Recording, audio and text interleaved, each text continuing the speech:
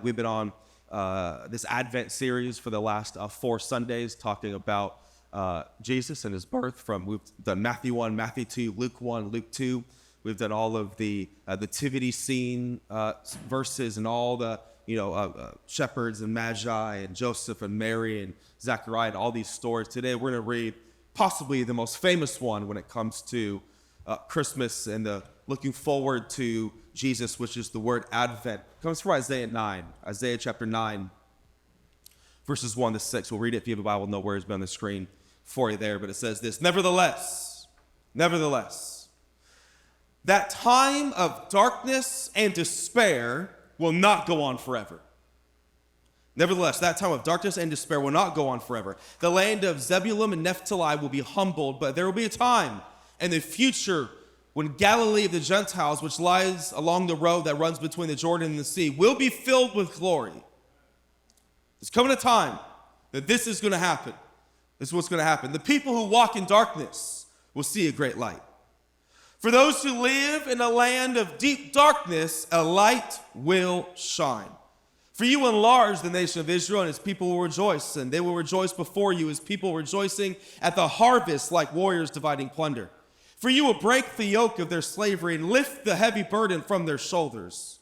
You will break the oppressor's rod, just as you did when you destroyed the army of Midian. The boots of the warriors and the uniforms of blood-stained by war will be burned, and they will all be used for fuel by the fire. Here we go, the most famous lines. For a child is born, and a son is given. For the government will rest on his shoulders, and he will be called Wonderful Counselor, Mighty God, Everlasting Father, and Prince of Peace. Let's pray as we jump into Isaiah 9. Father, thank you for your word. God, I thank you for every single person under the sound of my voice. Father, would you be here? Once again, as we sing these songs and melodies and lyrics, God, to worship Jesus today and magnify your name, as we give of our resources, as we prepare for this holiday season, as we think more about you, not just the day and the gifts and the seasons and the friends, God, but let us fix our attention on you for the next few moments, the true gift, the true reason for the season, the true reason why we do days like this and songs like this. And Father, I pray you'd be in this room. Would you open our heart, open our mind, in your mighty, mighty name I pray. And everyone said, my wife and I, Julia, who you met earlier, we've been married for 13 years. We have 3 children, a 10-year-old, 8-year-old, and 2-year-old. And a couple of years ago, I don't know, probably 7, 8 years ago, we were at my parents' house for Christmas. And my mom, who loves details, she used to say it politely. We call it OCD. She likes it order. She has, 30 photo books of us as kids. I mean, every moment of our lives was photographed. Now she has it in books by year, by date, by place.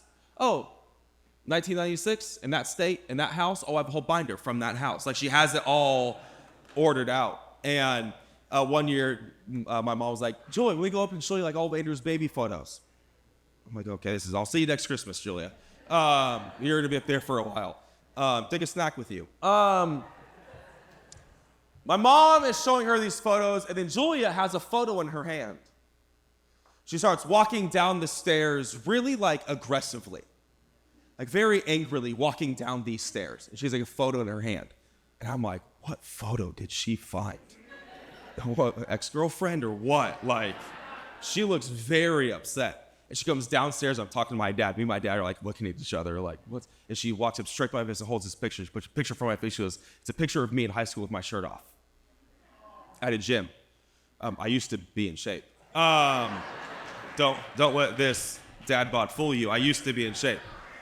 And so she comes up, he's like, you used to look like this, and this is what I get?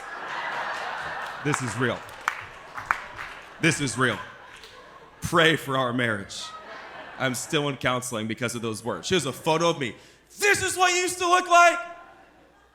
This is what I get. And then the next Christmas, she goes on to buy me a gift for Christmas. The gift was 10 workout sessions with my friend Brian. Let's close in prayer. That was her gift. Hey, I need that body back. And I was like, babe, it's gone. I'm so sorry. Only the resurrection of the Lord can bring that body back. So I'm deeply apologize, but those 10 workout sessions aren't going to bring it back. And I was like, really? I love gifts. I'm a big gift person. And I'm like, what should you get me for Christmas? I open it. I've bought you 10 workout sessions with your friend Brian. I'm like, I get it. I get what you're saying. I'm picking up what you're laying down. You know, it's really funny, like, you know, some gifts you have to swallow your pride to receive. Could you imagine, like, your spouse, like, gives you a book for Christmas this year, and the book is How to Get Over Being Selfish? Like, for you to, like, receive that gift, you have to swallow your pride a bit. For you to receive a gift that I need you to lose some weight, you have to receive your pride a bit. You have to swallow your pride a bit. It's really interesting. There's certain gifts we love to receive. There's other gifts that are a bit hard, that you have to admit you need it before you receive it. And what I find very, very interesting is that this gift named Jesus is you have to know you need it before you can receive it. And what's really interesting about Christmas, I've never thought about this before, is that Christmas is a holiday of lights. It's unlike Easter. It's unlike Thanksgiving. It's unlike any other event or holiday we have. It's surrounded by lights. Christmas tree. Why do we light a tree? Why do we hang lights on our house? Why do we love candlelight? Why do we love going through zoo lights? Why do we love walking through streets of homes filled with lights? Why in the world have we made Christmas a holiday of watching lights, of holding lights, of going to pay to see lights? Because and maybe you've wondered before, why did we choose December 25th? I'm sorry to burst your Christmas bubble, but Jesus was not born on December 25th. It was not his birthday. He was born in like April, May. I'm so sorry if you've thought that your entire adult life, but he was never born on December 25th. So I was like, why did we choose December 25th then? What a random day. Well, the Middle East and the Mediterranean and then into the early West, being the end of Europe before it got over here, the reason why originally they chose December 25th from Eastern lands this way is because they believed that December 25th was the darkest day of the year. It was their winter solstice. It was the darkest this year will ever get. Let us make a day about celebrating light on the darkest day we have. See, Christmas, this holiday of light, is not a statement of decoration. It's a statement of purpose. It's not because we love lights and candles and paying money to go to zoo lights. It's making a not decorative statement, an illustration statement that though we live in the darkest day, a light has come. And it comes from Isaiah 9. Nevertheless, those who live in a land of deep darkness, a light has shined. A light has come. But this is what I want to submit to you. You will never receive the light if you don't think you live in darkness. Some gifts you have to swallow your pride to receive. And why receive a gift of light if you don't live in darkness? But this is the difficult thing of darkness. The longer you live in it, the less dark it seems. I'm rocking my son to sleep the other night, and he will not go to sleep. And he's pretty big. It's like my arm's getting tired because I don't work out. And he weighs like 90 pounds, I swear. Like, he's huge. And when I first turn the light off, like, it's so dark. But after rocking him for 15, 20 minutes, I can see my way around. I can find the bed and the nightstand. It's not as dark anymore, though I still live in darkness. It's not because the darkness has changed. My eyes have adjusted to the darkness I call home.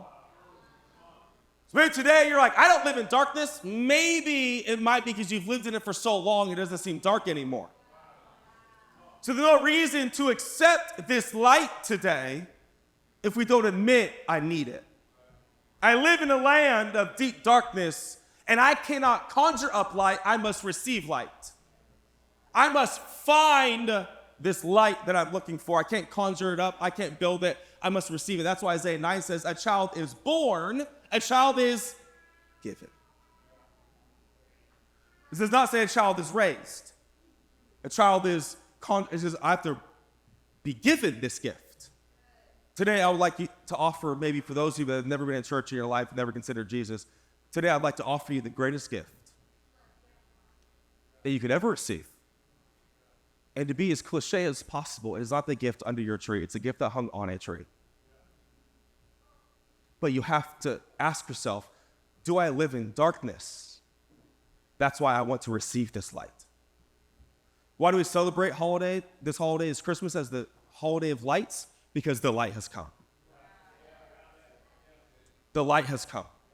The light of the world, the Bible says. And Isaiah 9 goes on to say that he will come and he will do 4 things, which is Advent: faith, hope, peace, and love. If I hear the word coach one more time, I'm going to lose it. Why? Because we are in need of counsel. And no matter how much money you make in this room, we still want more counsel, more coaching, more aid, more direction. We will pay sums of money to have someone direct us, lead us, counsel us on a business transaction or a financial endeavor or a child that's gone astray. We will pay money. Why? Because we know that we don't have it all figured out and we need counsel. Well, good news today, you don't need to pay for this counselor. You don't need to search out this life coach. He's come first and foremost to be what? Our wonderful counselor. The word wonderful can actually be used 2 ways in Hebrew. It's either wonderful or beautiful. He has come to be our beautiful counselor. Which what? It takes faith to believe that this person is going to lead you and counsel you in the right direction. How many plans are you trying to make right now for 2024? Business, kids, life, school, direction, homes, college. Well, good news. You don't just have another life coach. You don't just have another school aid. You don't just have another a Google form that you can look up. You have the ultimate, the given, wonderful counselor. And he is never missed. He's never made someone get lost. He's never had an oopsies. Whoops, wrong way, redirected you, wrong girl, wrong guy, wrong college. He will only ever lead you to green pastures, to still waters. And it might not be your 5-year plan, but it will be better. Because he's come to what? This light has come to be our wonderful counselor. Second, he's come to be our everlasting Father. What an interesting 4 phrases this light is going to bring. He is our wonderful counselor. I'll pay for some counsel. Second, he's come to be our everlasting Father. All of those that are 40 and under in the room that would consider yourself a millennial, we have been raised in a generation that has been called what? The fatherless generation. And it has been known, this is not a church thing or a Christian thing, it is known that mothers give nurture and fathers give identity. That no wonder that we feel so lost in our souls because many of us were raised without fathers. We don't know who we are. Because fathers instill security, identity, protection. And I don't know what your relationship was like with your earthly father. Amazing or non-existent? Good news. He's come to give us an everlasting Father that does not die, that does not leave, that does not walk out, that does not disappear, that offers you everything a father should ever offer. He's come to not only be our counselor, he's come to be our everlasting Father. The wonderful counselor is our faith. Everlasting Father obviously speaks to love. Love. That maybe you in the room today have not received or seen in a very long time. It's interesting, I'm talking about this a lot with my kids. They yell at me all the time, Dad, look, Dad, look, Dad, look. There's something about knowing your dad watches you. There's something about in your soul knowing that your dad sees you and his eye is on you. Friend, I don't know who you're living for, but I want you to know that your everlasting Father is waiting with love abounding. He's come to be our wonderful counselor. He's come to be our everlasting Father. Third, he's come to be our mighty God. Mighty God. In the Hebrew, the word mighty God could be easily translated mighty warrior. He's come to fight for us. He's come to be on our side. He's come to be mighty in our stead, be strength in our stead. Let me just say this too. Get it in your spirit for 2024. You don't need to fight for everything on your own. You have a mighty God.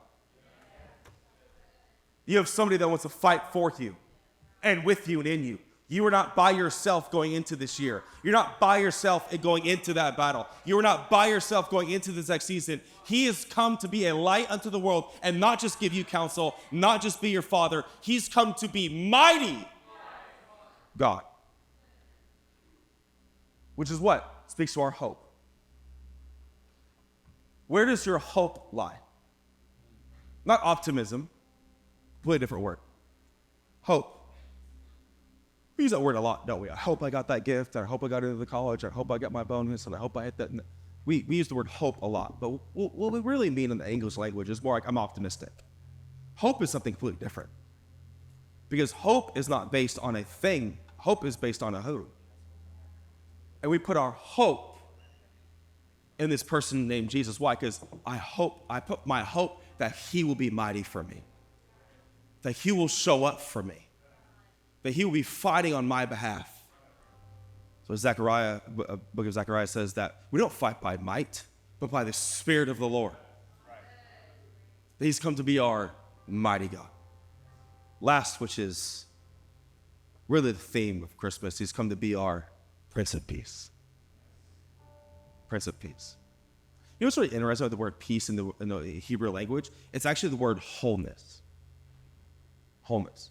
You know the word anxiety or anxiousness in the Hebrew language means to rip apart. Because anxiety will rip you apart, but peace brings you whole. So anxiety fragments you. Peace brings you whole. So he's the Prince of Peace. He's the Prince of Wholeness. There are people in this room that would pay a lot of money to feel whole. To receive peace. You'd pay a lot of money to sleep through the night for once in your life. You'd pay a lot of money to rest. Why? Because you are living fragmented. But friend, good news today, that is not God's will for you. That you would live fragmented. His will for you is that you would have a relationship with the Prince of Peace. Now, before we go on, what do you mean by peace? Oh, you mean peace like my life's gonna? Actually, not at all. You mean everything's gonna get fixed? Probably not. You mean everything I'm anxious about is gonna go away? That's not what I mean. Because what worth is it to have external peace and not internal peace? Have you realized that there's some external seasons you've been in, but your internal anxiety ruins your external peace? So like, life is awesome. You got the business and the raise and the wife and the kid, and like out here is peace, but internal is anxiety. And your internal state ruins your external peace. That's not what peace is. Peace is the reverse. Though war rages around me, I have the Prince of Peace.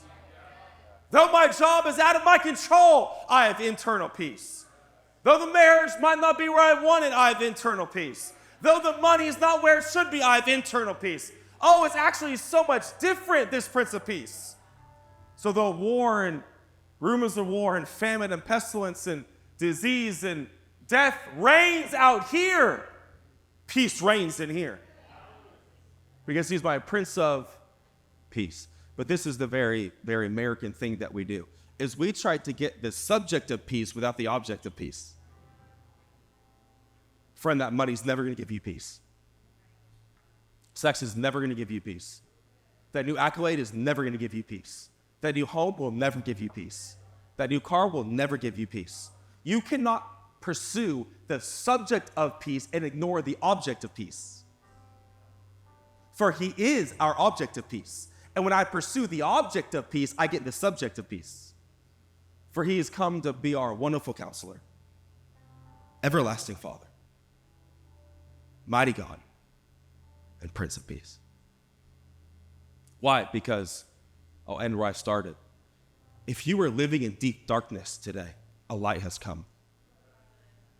If you are living in deep despair today, a light has come.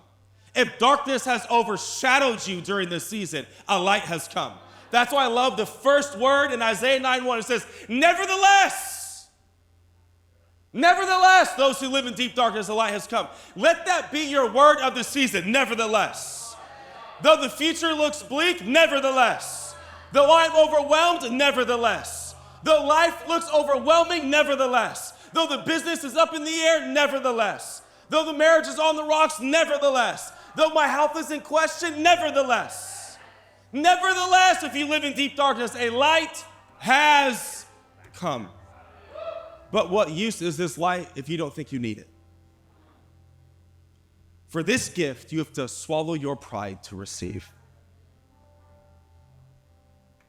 As I end, the band and Kanye's choir can come back up, and we're going to sing and we're going to pray. And we're going to light candles. You know what's really interesting? Even as we light candles, we're going to turn around and light the person behind you. Do you know why that started? It's because we've all been given the light that we share. And the light is not ours, that we share it to everyone around us. We're going to light our candles. We're going to sing, not because of carols and choirs and candlelights, because we're going to be reminded today the light has come.